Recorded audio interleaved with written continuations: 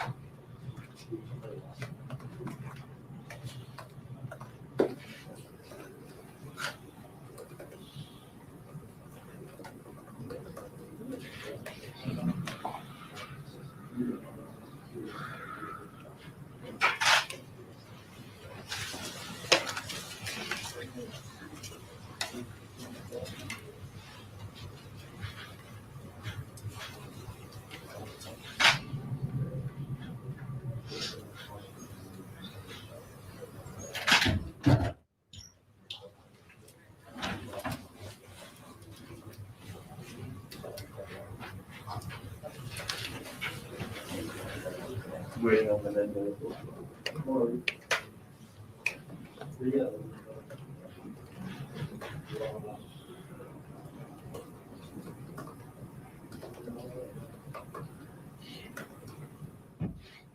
So where's the staff area waiting for other centers? Yeah.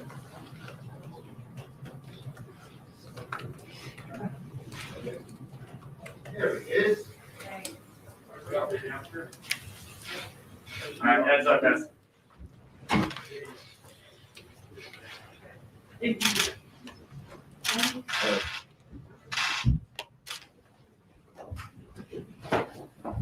All right, good afternoon. Sorry we're a little late. We got voting going on. Let me read. We're talking about nominations. And I want to thank Senator Klobuchar and Senator Menendez for being here. Today, I had a productive discussion with Secretary of State designate Tony Blinken and Director of National Intelligence designate Avril Haines. We had a wide-ranging discussion that covered the globe and priorities for the U.S., foreign policy, national security. In particular, I urged the incoming Biden administration to be tough on China, but in a smarter, more multilateral way than the Trump administration was. What was immediately clear in our discussion is that President-elect Biden's foreign policy and national security team are exceptionally qualified, accomplished individuals with the expertise to protect our nation and advance American interests abroad. In addition to Tony Blinken and Avril Haines, President-elect Biden continues to roll out an impressive slate of nominees to his cabinet and other key administrative positions. Now, after all we went through over the past 4 years, I would expect that almost all of President-elect Biden's nominees would be widely acceptable to the Senate. After all, Republican senators looked the other way and confirmed several of Donald Trump's unqualified, ethically compromised, and scandal-plagued appointees. Republicans argued that a president deserves broad deference when it comes to the cabinet and official appointments. Well, Republicans ought to give President-elect Biden the same deference. But we're already seeing more pearl clutching about overblown complaints from Republican senators who conveniently ignored scandal after scandal in the Trump administration. Honestly, the hypocrisy is astounding. After spending 4 years pretending they didn't see the latest insane tweet from President Trump, Republican senators have just found the passwords to their Twitter accounts, since they're now suddenly concerned about what's being said about them on Twitter. But after the caliber of nominees that this Republican majority confirmed over the past 4 years, it would be impossible to take them seriously. The Senate committees should prepare to hold hearings on President-elect Biden's nominees in January, immediately after the Georgia elections. That's what the Senate did for President Trump and for President Obama. That's what the Senate must do for President-elect Biden as well. Our nation's facing unprecedented crises. We need the next administration to hit the ground running to tackle these multiple challenges. That means ensuring that on January 20th, 2021, President Joe Biden and Vice President Kamala Harris have much of their team in place. I hope my Republican colleagues will look at Joe Biden's nominees based on their merits and their impressive credentials and not let petty political animus get in the way. Senator Menendez. Well, thank you, Mr. Leader. Look, I want to echo, particularly in the national security front, the leader's comments. This is about our nation's security and prosperity. It shouldn't be about politics.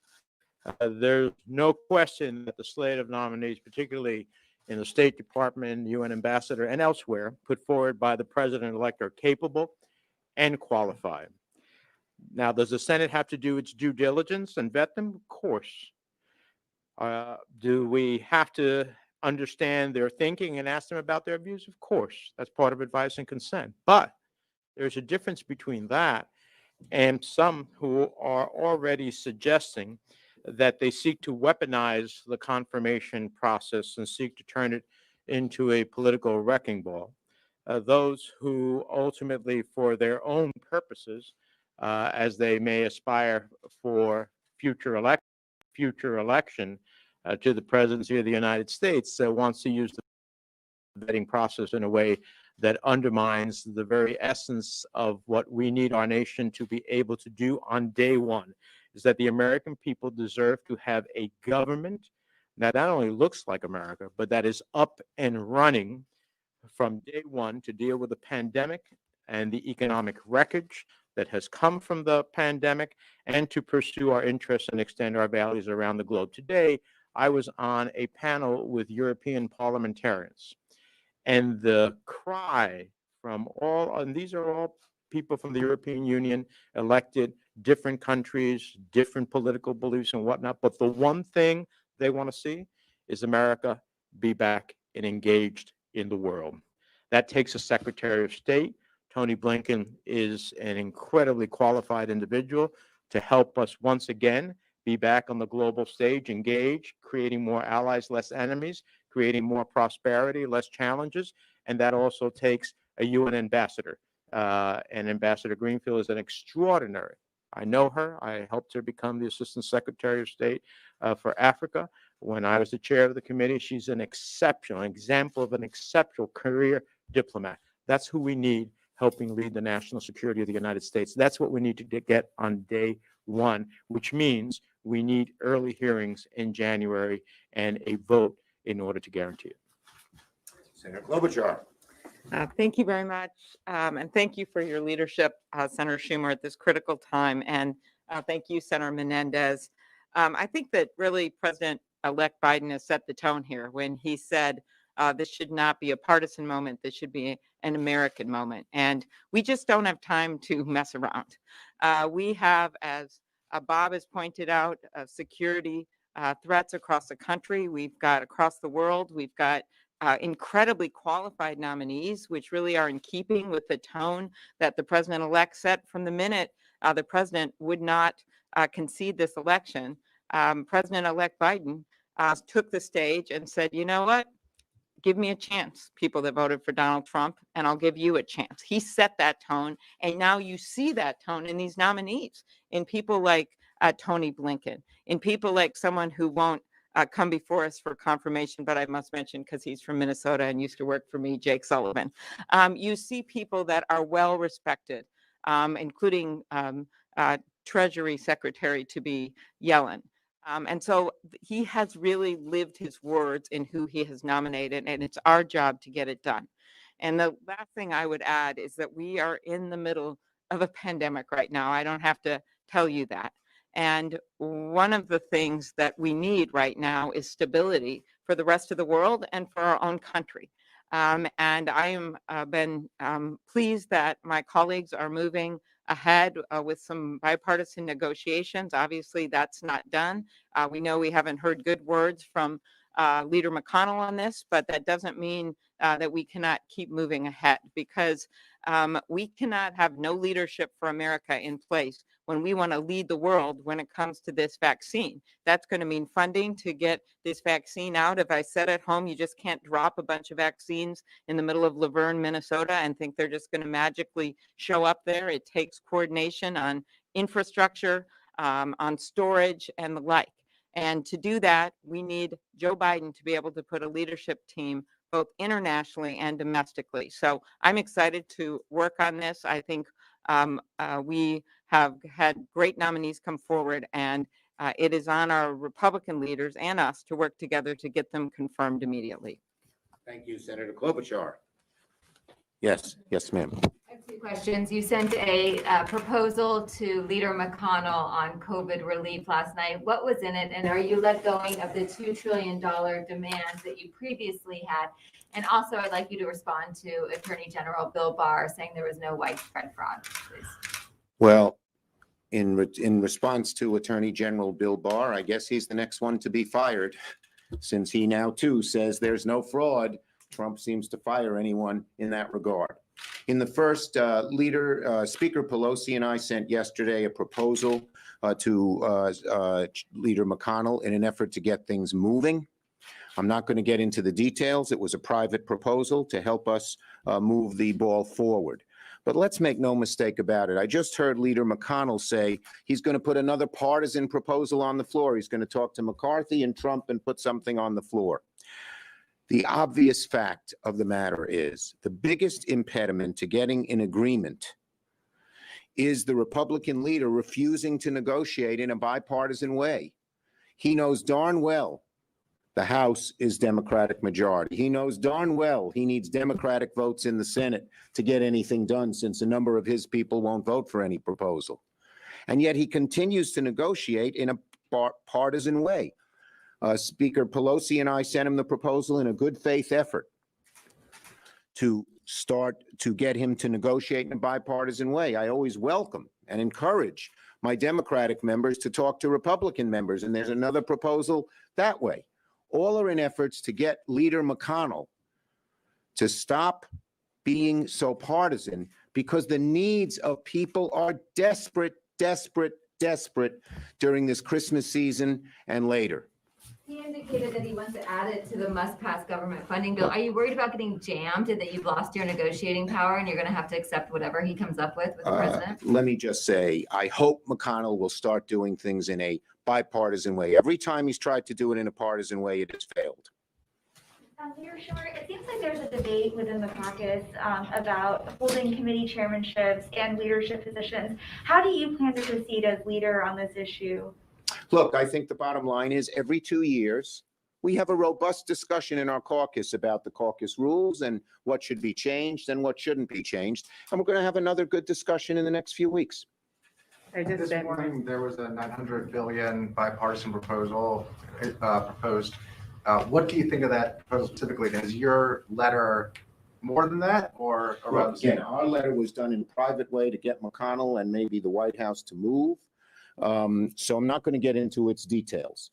The bottom line is that it's an effort to get things moving forward. As for the proposal that the bipartisan group of senators announced, as I said, I've always encouraged our Democratic senators to sit down with Republican senators and negotiate. And this is a good effort. I haven't seen all the details. They haven't come out with the details yet.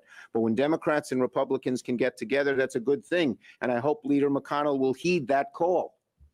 Yes. So I'm assuming by this that Leader McConnell hasn't responded to your letter. Not in yet. any sort We of hope he way. will. It was just What sent about yesterday. Secretary Mnuchin? Did he respond when he spoke? We on just, not yet.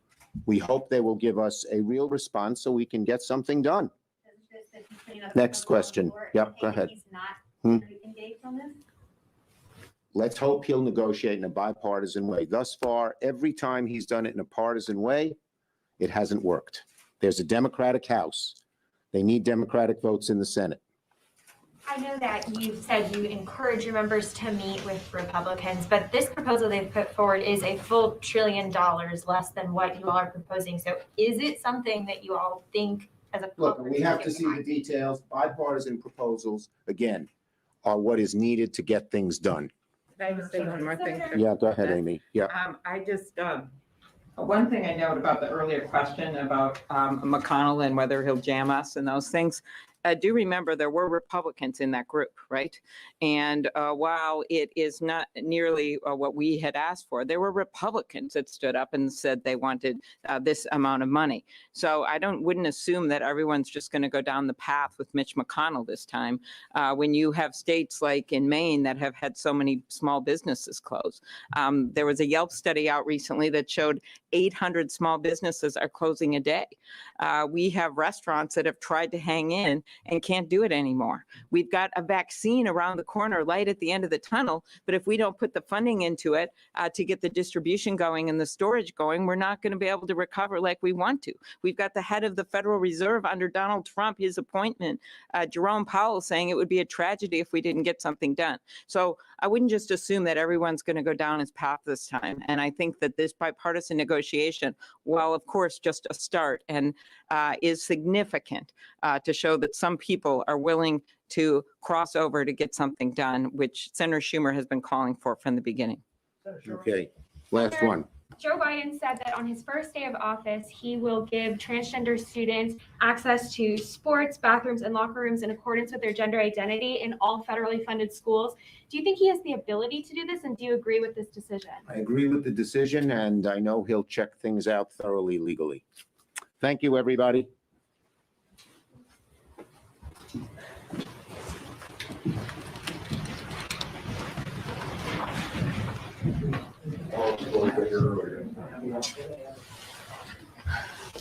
Sorry.